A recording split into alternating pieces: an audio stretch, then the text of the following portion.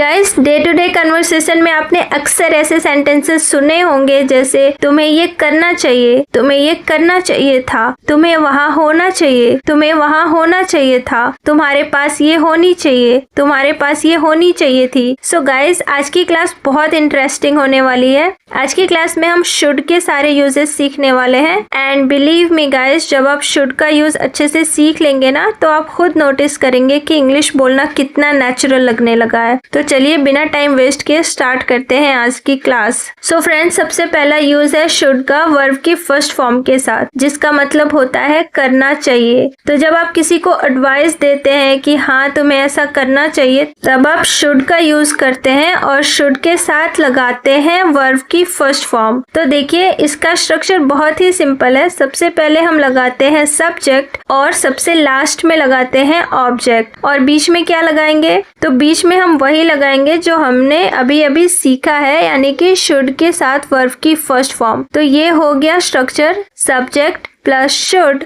Plus V1 यानी कि verb की first form plus object. Example देखिए, यहाँ पर जितने भी सेंटेंसेस लिखे हुए हैं ना, सबसे पहले इनमें से ये पहचान लीजिए कि इन सेंटेंसेस में वर्ब क्रिया क्या है, यानी कि काम क्या हो रहा है। जैसे कि पहला सेंटेंस देखिए, तुम्हें रोज पढ़ाई करनी चाहिए, तो इसमें काम क्या हो रहा है? पढ़ाई करना, राइट।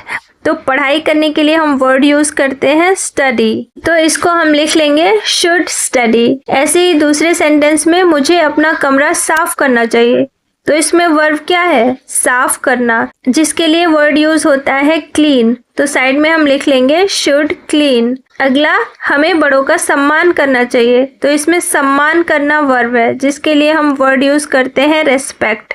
तो साइड में लिख लेंगे शुड रिस्पेक्ट। अब देखिए, अगर आपने इतना काम कर लिया है ना, तो समझिए आपने सेंटेंस बना लिया। अब आप सोच रहे होंगे कि कैसे? तो देखिए, बहुत सिंपल है। सबसे पहले लिख लीजिए सब्जेक्ट। इन सभी सेंटेंसेस में जो भी सब्जेक्ट है उसे सबसे पहले लिख लीजिए। जैसे कि पहले वाले सेंटेंस में सब्जेक्ट है यू, दूसरे वाले सेंटेंस में सब्जेक्ट है आई, और तीसरे वाले सेंटेंस में सब्जेक्ट क्या है?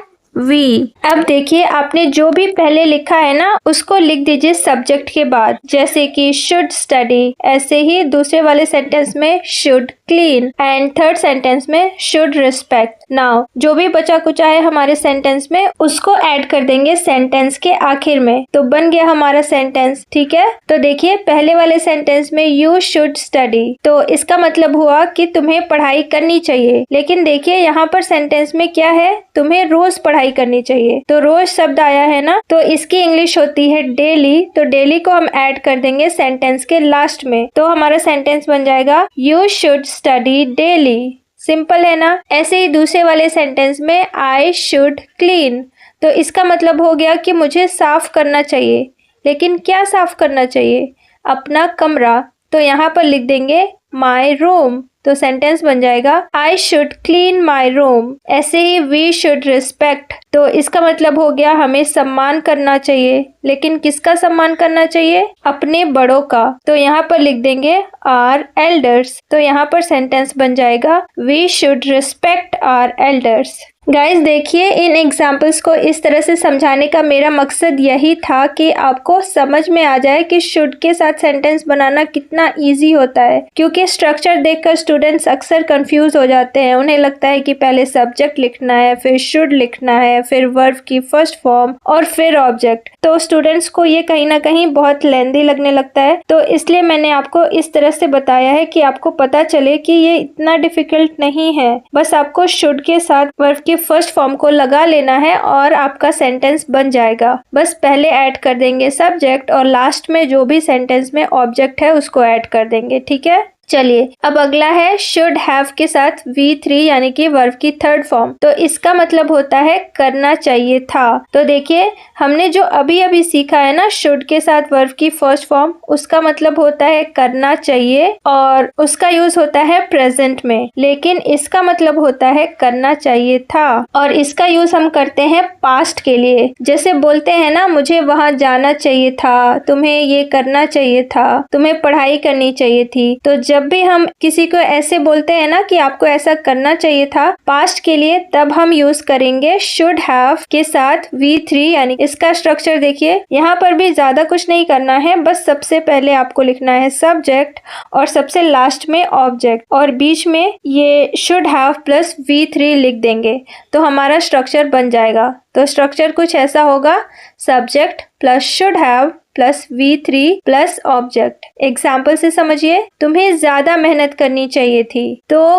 करनी चाहिए थी, तो यहाँ पर हम शुड हैव के साथ V3 लगाएंगे तो सेंटेंस बन जाएगा you should have worked hard. Work की थर्ड फॉर्म होती है वर्कड, तो शुड हैव के साथ वर्कड आएगा। ऐसे ही आपको समझना चाहिए था, you should have understood. Understand की थर्ड फॉर्म होती है अंडरस्टूड, तो सेंटेंस बन गया यू शुड हैव अंडरस्टूड। तुम्हें सच बोलना चाहिए था, तो इसको ऐसे बोलेंगे you should have told the truth.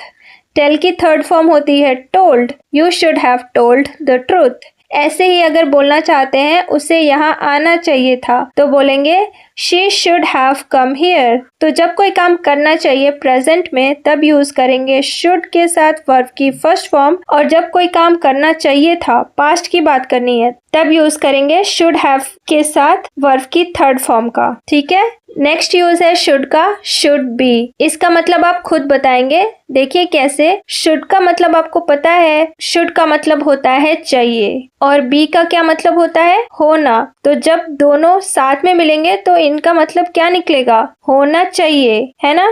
तो शुड के साथ जब बी आ जाता है तो मतलब बन जाता है होना चाहिए। तो इसका स्ट्रक्चर कुछ ऐसा है, सबसे पहले हम लिखेंगे सब्जेक्ट, उसके बाद शुड बी और उसके बाद लिखेंगे एडजेक्टिव या फिर कोई नाउन। तो एडजेक्टिव का हिंदी में मतलब होता है विशेषण। तो चलिए देखते हैं कि विशेषण क्या होता है। तो विशेषण वो शब्द होता है जो किसी व्यक्ति या वस्तु की विशेषता बताता है, उसकी स्थिति बताता है या उसके गुणों के बारे में बताता है। ठीक है, और नाउन के बारे में आपको पता है ना, नाउन को हिंदी में बोलते हैं संज्ञा, मतलब किसी भी चीज का नाम जो होता है वो नाउन होता है। एग्जाम्पल से समझते हैं, आपको सावधान होना चाहिए, तो इस सेंटेंस में होना चाहिए लास्ट में आ रहा है ना, तो यहाँ पर हम शुड बी का यूज करेंगे तो सेंटेंस बन जाएगा you should be careful. You should be careful, तो केयरफुल यहाँ पर एडजेक्टिव है क्योंकि यहाँ पर किसी के स्थिति की बात हो रही है कि आपको ऐसा होना चाहिए। अगला है उसे ईमानदार होना चाहिए, शी शुड बी ऑनेस्ट। तो यहाँ पर भी ऑनेस्ट क्या है, एक एडजेक्टिव है क्योंकि ऑनेस्टी, ईमानदारी क्या होती है, एक गुण होता है ना। तो जब भी हम किसी की गुणों या स्थिति की बात करेंगे तब एडजेक्टिव का यूज करेंगे।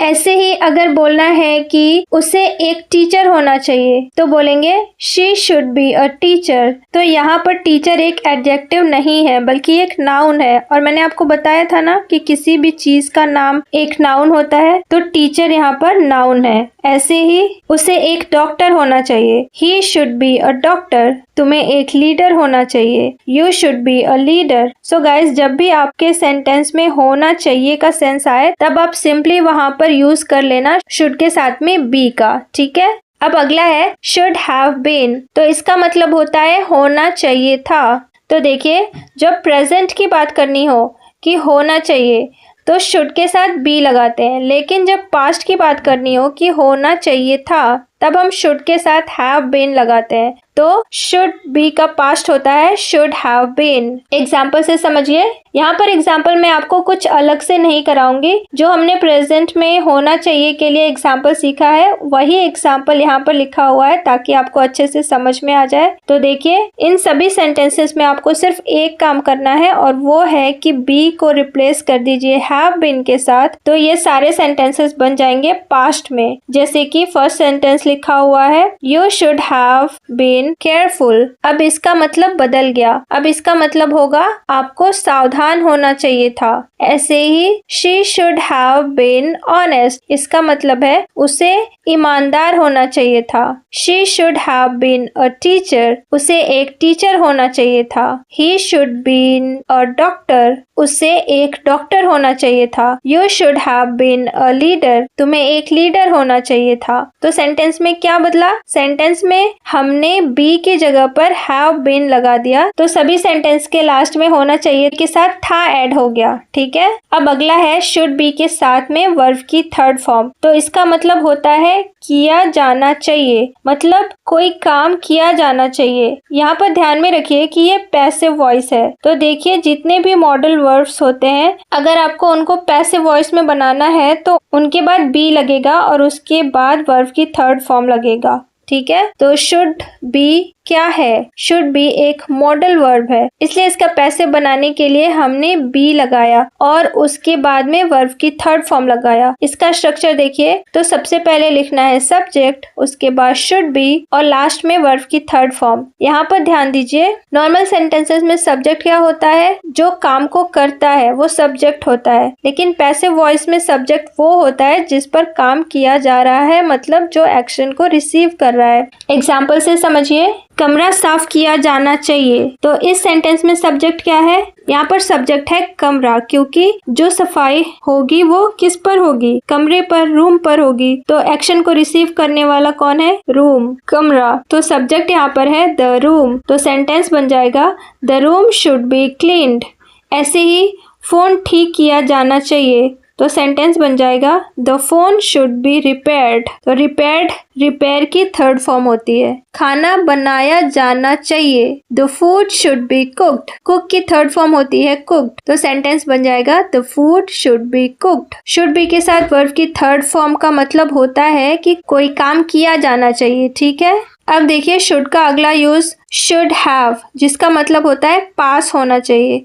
तो देखिए हैव का यूज हम करते हैं पोजेशन दिखाने के लिए। जब कोई वस्तु हमारे पास होती है, जैसे कि मेरे पास फोन है, तो इसको बोलते हैं आई हैव अ फोन। उसके पास एक कार है, शी हैज अ कार। हमारे पास एक घर है, वी हैव अ हाउस। तो जब भी हम नॉर्मल सेंटेंसेस बनाते हैं हैव के साथ, तो उसका मतलब होता है कि मेरे पास ये चीज है। लेकिन जब हैव के पहले शुड आ जाता है तो उसका मतलब होता है आपके पास कोई वस्तु होनी चाहिए। स्ट्रक्चर देखिए, तो इसका स्ट्रक्चर बहुत सिंपल है। सबसे पहले हम लिखेंगे सब्जेक्ट, उसके बाद शुड हैव, उसके बाद नाउन। तो देखिए स्टार्टिंग में मैंने आपको स्ट्रक्चर बताया था, शुड हैव के साथ V3 यानी कि वर्ब की थर्ड फॉर्म। तो उसका मतलब था कि कोई काम करना चाहिए था, लेकिन यहाँ पर शुड हैव के बाद नाउन आ रहा है, तो इसका मतलब है पास होना चाहिए, यानी कि कोई वस्तु हमारे पास होनी चाहिए। तो ध्यान रखिए कि जब नाउन आएगा तो उसका मतलब निकलेगा पास होना चाहिए, और जब शुड हैव के बाद वर्ब की थर्ड फॉर्म आएगी तब उसका मतलब निकलेगा कि आपको ये काम करना चाहिए था।